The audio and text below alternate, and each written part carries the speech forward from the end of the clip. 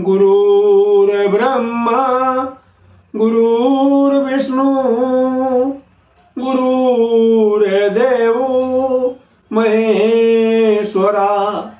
श्री गुरु साक्षात परब्रह्म तस्मै श्री गुरुवे नमः। मित्रों, जय माता की। आज के वीडियो में हम आपको उत्पन्ना एकादशी व्रत के महत्व के विषय में जानकारी देंगे। पूजन विधि और उसकी शुभ मुहूर्त की भी हम आपको जानकारी देंगे। अगर आपने हमारा चैनल अभी तक सब्सक्राइब नहीं किया है तो प्लीज वीडियो शुरू करने के पहले मिश्रा ज्योतिष चैनल को सब्सक्राइब अवश्य कर लें और बेल आइकन की घंटी को भी बजाएं, क्योंकि आपका सब्सक्राइब हमारे लिए महत्वपूर्ण है। उत्पन्ना एकादशी का क्या महत्व है? अगहन महीने के अंधेरे पाक में पड़ने वाली एकादशी को उत्पन्ना एकादशी के नाम से पुकारा जाता है। श्री कृष्ण जी युधिष्ठिर जी से बताते हैं, इस व्रत को करने से पूर्व जन्म के पाप और इस जन्म के पाप, कहने का मतलब यह है दोनों जन्म के सारे पाप नष्ट हो जाते हैं। अब इस व्रत की करने की पूजा विधि क्या है? ब्रह्म मुहूर्त में उठकर शौच आदि क्रिया से निवृत्त हो जाइए। स्नान करके साफ वस्त्र धारण करिएगा। कंबल या कुशासन पर बैठकर पूर्व दिशा की ओर मुंह करके भगवान विष्णु का ध्यान करते हुए दाहिने हाथ में अच्छा पुष्प, जल, मिष्ठान, दक्षिणा आदि लेके संकल्प लें और फिर सारी सामग्री को जमीन में डाल दें। अब ये तो हो गया संकल्प। संकल्प में भी लेना है कि आपको एकादशी पूरे साल की रखना है या 11 एकादशी करके समाप्त कर देना है। संकल्प में ये सारी बातें सब क्लियर होना चाहिए और आपको अपनी क्षमता अनुसार पंचोपचार या दशोपचार या षोडशोपचार व्रत करना है, मतलब पूजन करना है, फलाहार या निराहार व्रत रखना है। संकल्प में ये सब सारी चीजें क्लियर कर दी जाती हैं। इसी को संकल्प बोलते हैं। और फिर संकल्प सिर्फ एक ही बार किया जाता, संकल्प बार बार नहीं होता। व्रत और इसके बाद फिर व्रत कथा को पढ़िएगा और सुनिएगा। तो उत्पन्ना एकादशी व्रत कथा इस प्रकार है। पुराणों में वर्णन किया गया है कि एक बार राक्षसों और देवताओं में घमासान युद्ध हुआ। राक्षसों ने देवताओं को परास्त कर दिया और उनसे स्वर्गलोक छीन लिया और देवताओं को दौड़ा दौड़ा के मारने लगे। देवता छिपते रहे, छिपते छिपाते वो ब्रह्मा जी के पास गए। ब्रह्मा जी से कहा, हे भगवान हमारी मदद करो। ब्रह्मा जी ने कहा, भाई मेरे बस की तो बात नहीं है कि हम आपको बचा पाएंगे। अब आप भोलेनाथ के पास जाइए, भोलेनाथ ही आपको बचा सकते हैं। सभी देवता भोलेनाथ के पास में आए और आकर बताया, हम सभी लोगों को ब्रह्मा जी ने आपके पास भेजा है। तो शंकर जी ने पूछा, क्यों, क्या बात हो गई? तो सभी देवताओं ने बताया, भाई राक्षसों ने हमारा जो है स्वर्ग छीन लिया है और हमें जो है तरह तरह से प्रताड़ित कर रहे हैं।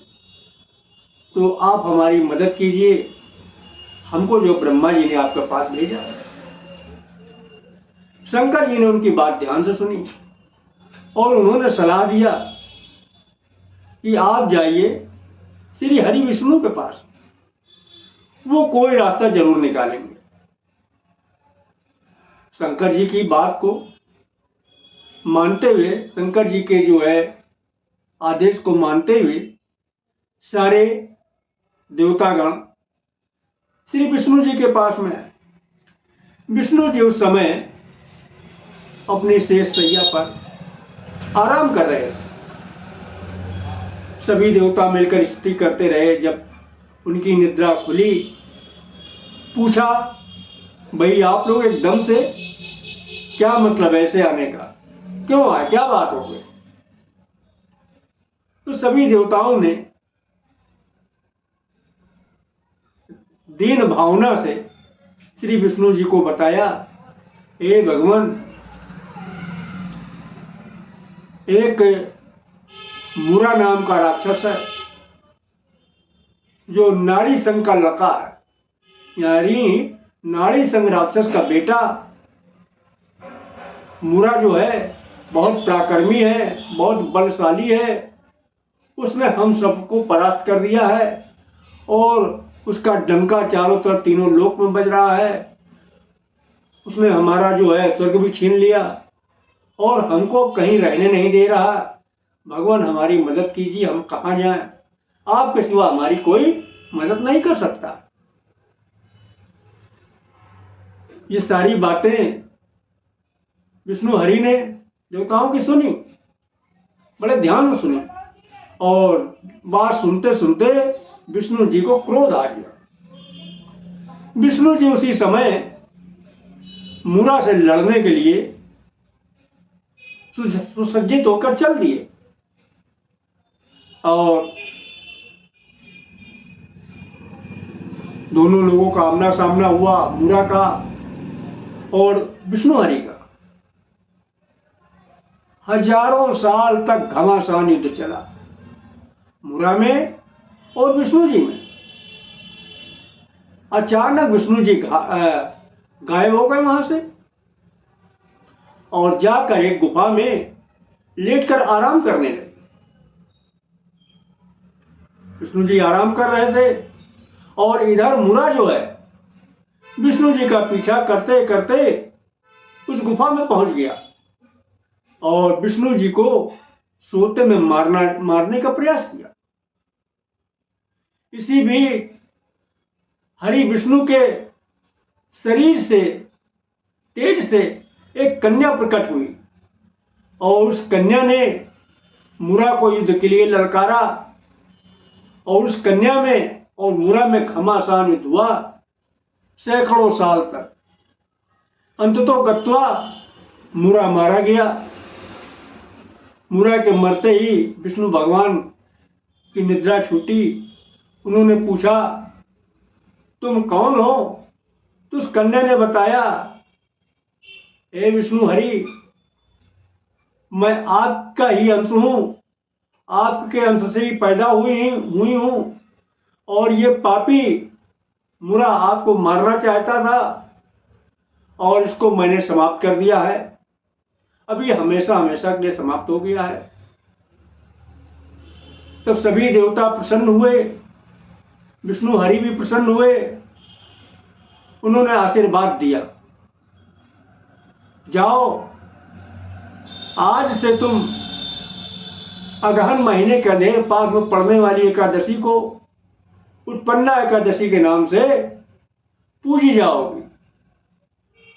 तो इस व्रत को करने से धन, यश, संपत्ति सब कुछ प्राप्त होती है और आपकी मनोकामना भी पूरी होती है। इस बार 8 दिसंबर शुक्रवार 2023 को उत्पन्ना एकादशी का व्रत किया जाएगा। बोलो विष्णु भगवान की जय।